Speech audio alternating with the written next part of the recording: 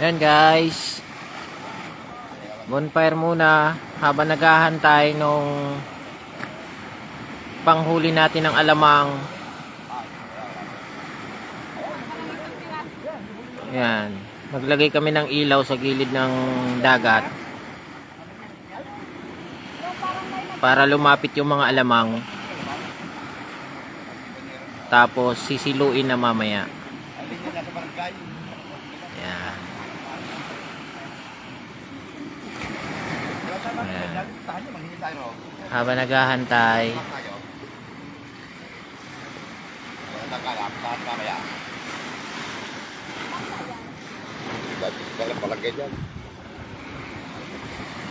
Pwede, magka-pod tayo. Tama-tama lang sa akin doon. Talati mamaya. Yung ano? Ayan, 5 kilo na yun.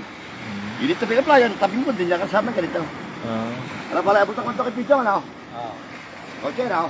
Abot tayo mamaya. Ay, hihila. Pinaka mo mo daw. Malapit kasi yung sa ilog doon, kaya Ha? nalamang daraw doon. Oo nga, malapit sa ilog. Kala ka ng bunga ng ilog dyan. Bunga ng ilog dyan eh, pasok ang lancha sa loob. Galing.